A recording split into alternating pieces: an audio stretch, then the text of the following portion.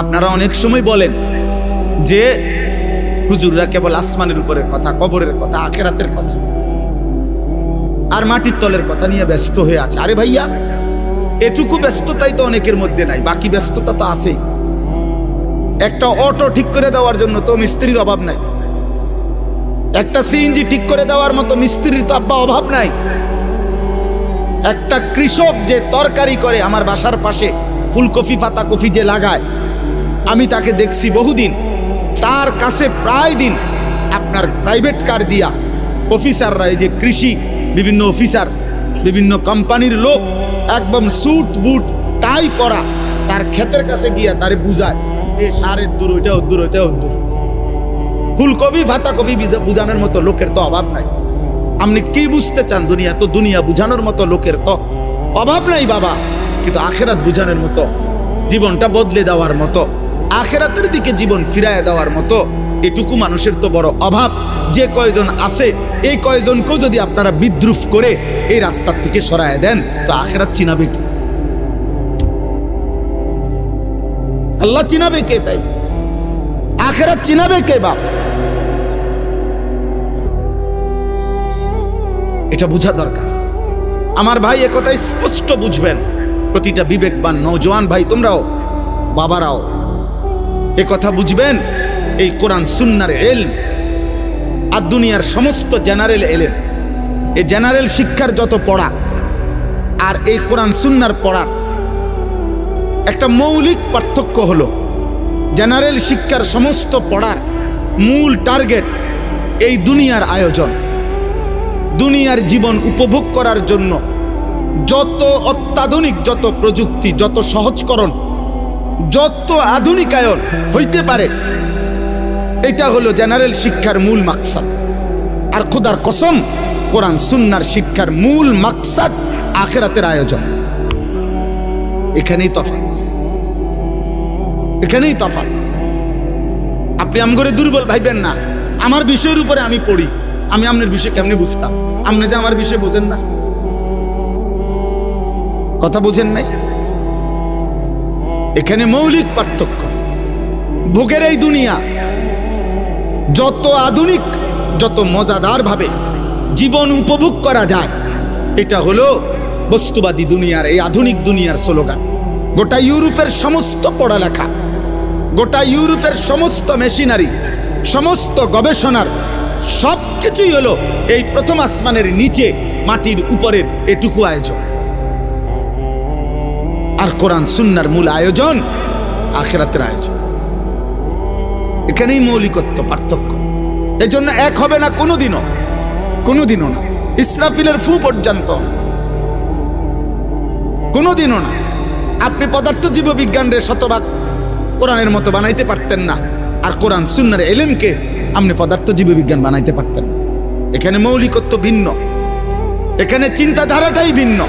আমি যাচ্ছি ঢাকার দিকে, আপনি যাইতেছেন চিটাঙের দিকে, তা আমরা আগামী 300 ঘন্টা পরেও আমরা এক হবো কেভাবে? আপনি গেছেন গা চিটাগাং, আপনি গেলে সামনে আগাইলে কক্সবাজার যাবেন, আমি সামনে আগাইলে হয়তো ফরিদপুর যাব, নয়তো উত্তরবঙ্গ যাব। আমরা তো দুইজন চলছি দুই দিকে, দুইজন চলছি দুই দিকে। এরপরে দেখেন, জীবন, দুনিয়া, এই দুনিয়ার সব কিছু আল্লাহই সৃষ্টি করেছেন, আল্লাহই সৃষ্টি করেছেন। আবার আখিরাত আল্লাহই বলেছেন। কিন্তু কোরআন এবং সুন্নাহর মধ্যে শত শত আয়াত, নবীজির শত শত হাদিসের মধ্যে দুনিয়া এবং দুনিয়ার জীবনটাকে আল্লাহ তাআলা এবং তার নবী সাল্লাল্লাহু আলাইহি সাল্লাম একদম তুচ্ছ, হেয়, হীন করে তুলে ধরেছে। কোরআন দুনিয়াকে একদম তুচ্ছ করে তুলে ধরছে, আখিরাতকে অনেক মহান করে তুলে ধরছে। রাসূলুল্লাহ সাল্লাল্লাহু আলাইহি সাল্লামের হাদিস দুনিয়াকে একদম তুচ্ছ করে তুলে ধরছে, আখিরাতকে অনেক মহান করে তুলে ধরছে। আল্লাহ তাআলা কোরআনুল কারীমের মধ্যে বলছে, ওমা হাযিহিল হায়াতুদ দুনিয়া ইল্লা লাহবুন ওয়া লাইব। এই কথাটা কোরআনে বারবার আছে। আল্লাহ বলছে, বান্দা শোনো, দুনিয়ার জীবন আর কিছুই নয়, শুধুই তামাশা, শুধুই খেলাধুলা। তামাশা, তামাশা। এই বিল্ডিং 10 তলা, তামাশা। 80 লাখ টাকার গাড়ি, তামাশা, তামাশা। 10টা ফ্যাক্টরি, তামাশা তামাশা। সাজগুজ, এই ফ্যাশন, এই রূপচর্চা। হায় নওজোয়ান, তুমি তোমার দেহ চর্চা করছো, কতভাবে চুল ফিরাইলা, কত প্রসাধনী ব্যবহার করলা, নিজের শরীরের ফিটনেস ধরে রাখার জন্য কত আয়োজনই করলা।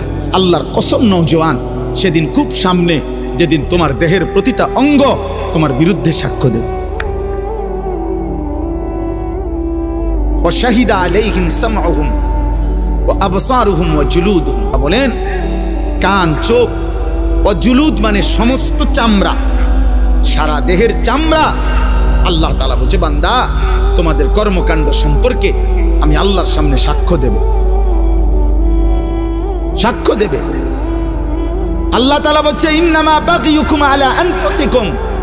এই বান্দা, তোমরা যে প্রতিনিয়ত আমার রাস্তা ছেড়ে উল্টো পথে চলছো, বাগিয়ুন সীমা লঙ্ঘন করছো আমার হুকুমের সাথে, তো মনে রেখো এটা প্রত্যেকটাই তোমাদের উপরেই বর্তাবে, আমার উপরে না। আমার আসমান ছোট হবে না, আমার জমিন ছোট হবে না, আমার সূর্য বন্ধ হবে না, আমার চাঁদ ছোট হবে না। তোমরা সবাই নাফরমানি করলেও আসমান ছোট হয় না, আমার জমিন সংকুচিত হবে না, তোমার বিরুদ্ধেই যাবে। আলা আনফুসিকুম, তোমাদের বিরুদ্ধে। তোমার চুরি তোমার বিরুদ্ধে দাঁড়াবে, তোমার জিনা তোমার বিরুদ্ধে দাঁড়াবে, তোমার নর্তকী দেখা তোমার বিরুদ্ধে দাঁড়াবে, তোমার সুদের একটা একটা টাকা তোমার বিরুদ্ধে বলবে। ইন্নামা বাগিয়ুকুম আলা আনফুসিকুম। আল্লাহ তাআলা বলছে, কুল তামাত্তা বিকুফরিকা কালিলা। বান্দা, তুমি তোমার নাফরমানি নিয়ে অল্প কয়টা দিন দুনিয়া ভোগ করো, আমি তোমারে বুঝাবো, আমি তোমারে বুঝাবো। অল্প, কালিলা। দুনিয়াকে আল্লাহ তুচ্ছ করে দিছে। কুল মা ইনদাল্লাহি খায়রুম মিনাল লাহবি ওয়া মিনাত তিজারা। একটা উদাহরণ শুধু শুনেন। সাহাবায়ে কেরাম জুমার নামাজের দিন রাসূলুল্লাহ সাল্লাল্লাহু আলাইহি সাল্লামের প্রথম জামানায় জুমার নামাজের পরে খুতবা হইতো। এখন জুমার খুতবা হয় কখন? কথা বলেন না। ঈদের নামাজের খুতবা হয় কখন? আগে জুমার খুতবাও এরকম পরে হইতো। নবীজির জামানায় প্রথম বিধান ছিল এমন, পরে আল্লাহর হুকুমে আবার বদলাইছে হুকুম। তো একদিন জুমার নামাজ নবীজি আদায় করে ফেলছে, জুমার নামাজ শেষ, এখন নবীজি সাল্লাল্লাহু আলাইহি ওয়াসাল্লাম খুতবা দিতে দাঁড়াইছে।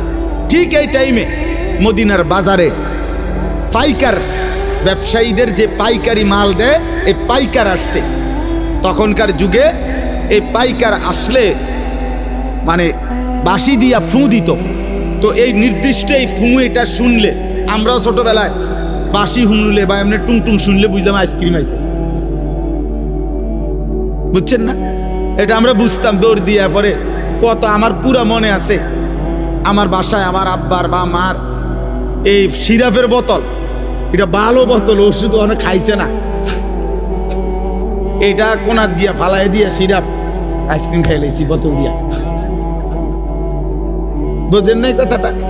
আমার দরকার আইসক্রিম, আমি সিরাপ দিয়ে করবো কি? মায়ের পরে খুঁজছে যে বোতল, বলছি মা এটি হালাই দিছি, সিরাপ হালাইয়া মানে ওষুধ ভালাইয়া দিয়া আইসক্রিম খাই লাইছি। তাইলে বাঁশি ফুঁ দিলে তো পাইকার আসছে। তখন নিজাম ছিল, নিয়ম ছিল, পাইকার মনে করেন 15 দিন পরে, 1 মাস পরে একদিন আসতো। তো সবাই দৌড়াদৌড়ি করে, হুড়াহুড়ি করে খুচরা দোকানদাররা মালামাল নিতে যাইতো। কারণ এখন যদি মিস করে আরেক মাসের আগে কোনো কি আসবে না, পাইকার আসবে না, কঠিন হয়ে যাবে বেচা কিনা তাদের।